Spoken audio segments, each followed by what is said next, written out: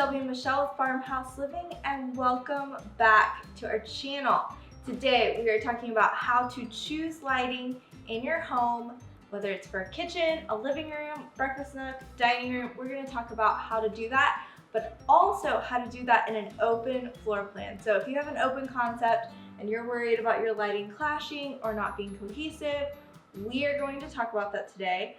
Mom, I feel like you are deemed queen of that because your light fixtures, the variety here between the beads and the oil rub bronze and the gold, Mom has a pretty big mix here. So how did you do that? A good mix.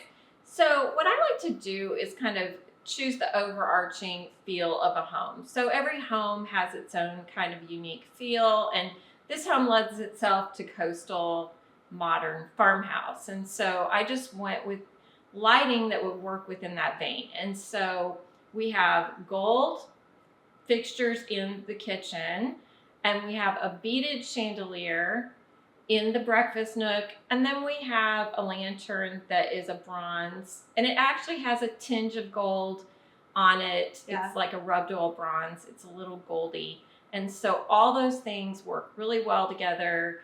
And I must say that, Shelby, you actually do it really well too, but you need to see it on a design board. Yeah, so Mom can visualize. When she was choosing her lighting, she made no plan on paper. She just found it and was like, I love this. I'm going to make this work. And I have to see it down specifically on my computer. So what I will do is I will take the screenshots, or I'll pull the images from online where I'm shopping, and I will put them on a design board. You could literally use a collage app on your phone. I like to use Canva. Mom and I have an entire video that we made that we will be sharing very soon on how to make a design board. And I'm talking like simple, like untrained design. Like we are not trained. If we can do it, you can do it. Yeah, so, for sure. But until then, if you're choosing lights, you probably need to do it now. So just put them all on one paper, one area together, one screen, to be able to see, are these cohesive? And you will know. I feel like sometimes you feel like, okay, no, how will I know? You will just know. You'll know. You'll just know. Right. These work well together. So if you are doing a design board, Mom and I actually made a few sample design boards with lighting mixtures that we like, and so you can use those kind of to play off. We went a little modern in one, we went super duper coastal in one, went more traditional in another. Maybe Mom will make a few more before we edit the videos. Fun. But just really, you don't even have to use those mixtures, but we will link. They'll be all linked. But really, just to show, okay, all of these things, although they are very different, look how great they look together. I mean, I'm pretty crazy about that coastal one. Oh, me too. And I'm not really, you're a coastal girl. Yeah. I'm not so much coastal. I would love to know your design style, what you feel like your design style is, in the comments down below. Are you coastal? Are you farmhouse? Are you traditional? Are you modern? Yeah. And maybe we'll make more lighting mixtures from there. So we would highly suggest mixing metals and material. So there's two different metals in here, and then a different type of material in the middle. I think one tip that I would say is, if you are going to go in a really drastic difference, like gold and oil rub bronze, maybe mixing the material like a wood or a beaded or something like that, changing the texture and making that be the break between the metals. Yeah, that's a great idea. And also, back in the day when we did match everything, the lighting was in the same exact metal, but not only the same exact metal, we actually chose it from the same line. Yeah. So if it had a name, that's what went throughout our whole house. And even for the faucets. Even the faucets. And that, I mean, there was a lot of gals out there who were brave enough to, go rogue on that. But mostly we just did the same thing because it was comfortable and easy. And honestly, the design board, like Shelby said, this helps you to feel really confident when you're moving forward. But I will say, even with my design eye, I do get scared sometimes at my choices. When we got these gold light fixtures in, of course I measured and I thought I knew what I was doing, but they looked massively huge out of the box. And they were stunning, but gold was just coming in, so it was a little shocking to me. However, once we lifted them to the ceiling and looked at it, it was okay. Well, I want to answer, why would you want to mix metals and textures in a space? And I think especially in an open concept, it can get really boring when your kitchen is in your living room, is in your dining room, and your breakfast stuff, everything's open. And what we really want, even though we want to see each other, like you want to be able to cook and see your kids playing in the living room, or you want to be able to be in the dining room and maybe view the TV, maybe there's a game on. We love the idea of an open concept, but everybody, or I personally, love when each room has its own personality. So this room has its own personality. We use it for game nights, and I mean, we do eat here, but more casual, and I feel like this chandelier just calls for that. So knowing kind of the use of your space and using your lighting mix to define the personality of your space is, I mean, I feel like that's really important. So you can choose an amazing light fixture, like the most stunning light fixture, but with a crummy light bulb, it's just not going to be the look that you're going for. Yes. So that brings us to today's sponsor, which is Sylvania. They make really great light bulbs, and we're going to talk about 3 of them real quick. So their true wave LEDs are awesome because they make light closest to the sun's natural light. And you know how they tell you not to look at your phone or the TV screen because of the harmful blue light that it releases, and that it can disturb your sleep cycle. So did you know that your light bulbs can also do that? I didn't until now. And getting rid of those harmful blue lights is awesome, but it also, I have found that it takes better pictures. So if you love to show off your home, or maybe you just want to take a selfie, it reflects better, so it doesn't make you look, it just makes everything look better, but it's more soothing on the eyes. So if you're looking for a bulb like that, the True Wave is the one for you. The next one that I really loved is their Smart Plus bulbs. So these, you can turn them on with either Alexa or Google Home, or you can use your phone. What's really cool about it is I put 1 in the baby's room and then 2 in the hall bath. So when I'm traveling to go check on my kids, that's kind of where I pass through.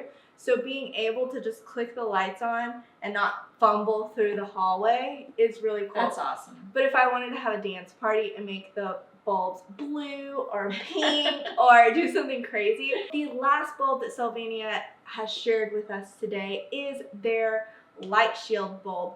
So this is something I didn't know exists, but it kills germs. I'm so glad to know about this bulb. It fights germs and reduces odor. Wow. So I thought it'd be cool to put them next to Mom's bed in her wall sconces, because I mean, I feel like that would be the place that you would want the least amount of germs and odors. Like your dog sleep right next to Yeah. you, so that's probably a good place. True. So lots of function here. Natural light. We're reducing blue light.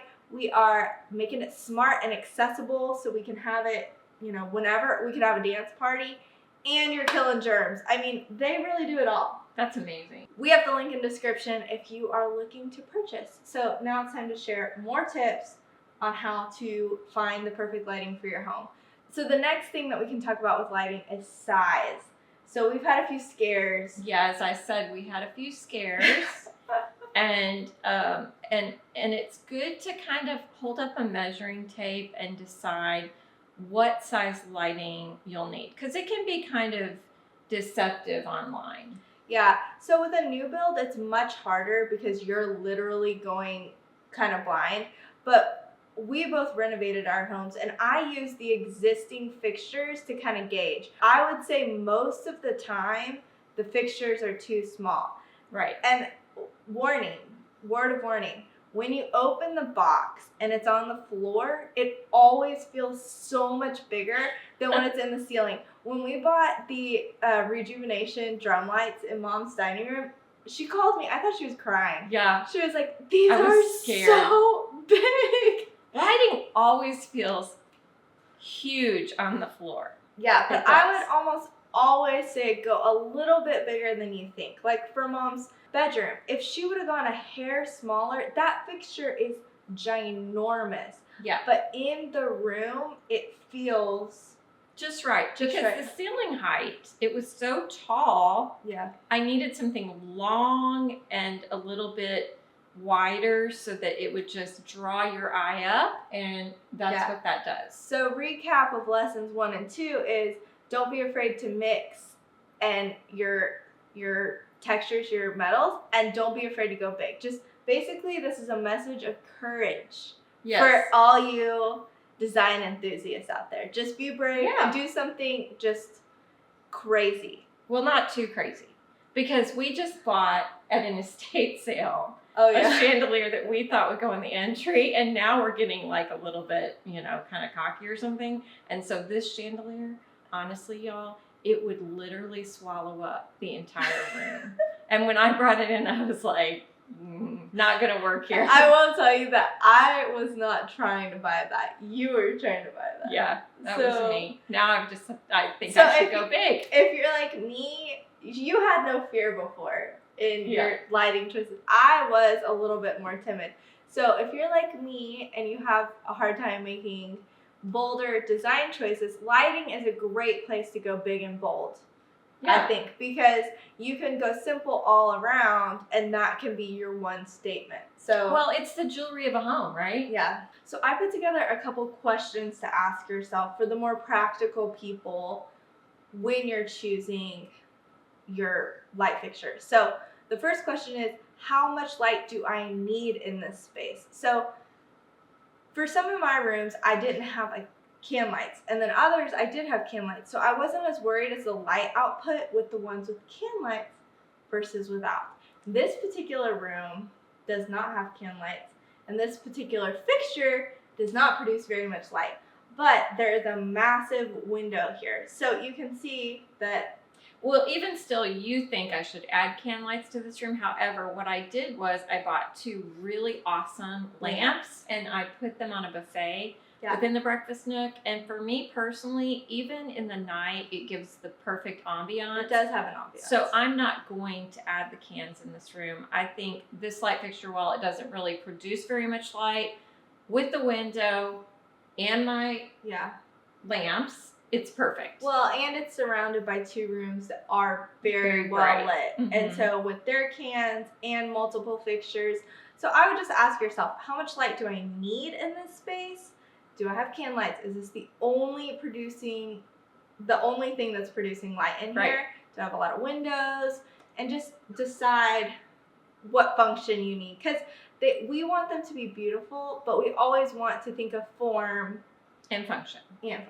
Next question is, how much do I spend on this light fixture?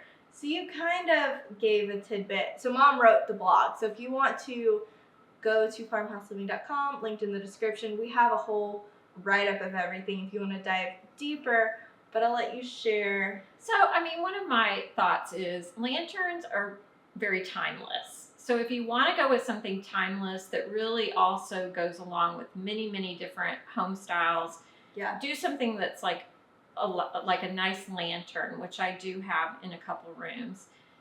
However, you might be scared about the gold, and I was, because these particular chandeliers are extremely expensive, the ones that I hang over my island. But we found this amazing thing called rub and buff. So should that gold go out of style at some point, I'll probably just use something like that in order to make it a more traditional feeling lantern light fixture, and I'll be able to live with it for much, much longer. So if you look at your lights and then also mixing things that are inexpensive along with more expensive, and that really gives a better overall budget. So in sum, her answer is, if you feel like it's timeless or you can modify it, that's where you could justify the expense of the fixture. So do you have any other questions that you would ask yourself when you're finding light fixtures? Just what do I love? I think you take one light and you just kind of work off of that. Just oh, that's good. Focus on that thing that brings you just the most joy. And oddly, my lights in my hallway make me happy. Oh yeah. They really do, because They're lanterns, and they're so cozy and so homey and Yeah. so warm. And they really catch my eye and draw my eye up when I walk down my hall. And Yeah. they lead to every other space in my house. My stairwell lights, my hallway lights, they're all the same. And that makes me happy. Yeah. So choose something that makes you happy. What was the first light you bought? The first light you chose? I think those were the first lights. Oh, yeah. Yeah. Okay, so play off your first, the one that you know, like, this is what I love, and then put everything around it. Yeah. So, okay, well, I hope this was helpful. I know it's kind of like more of our thought process and not exactly step by step, but designing a home really is a creative process, and it can't just be as cut and dry as some of the more structured people would like it, but that's kind of the fun of it, is that there's no rules. Like, not anymore. You can mix beads with gold. You can mix anything. Just whatever makes you happy, whatever looks great to you. Yeah. And so, anyways, I hope this was helpful. Remember to go check out our sponsor for today's video, Sylvania. Y'all, that really helps our channel. And also what helps our channel is liking these videos, subscribing, and sharing them with your friends. and commenting. And commenting. Say, hey, we really do read your comments. We don't always have I try to reply. I try. Shelby tries, but she's got a new baby. Yeah. So anyways, we love to hear from you guys. So have a wonderful day. bye.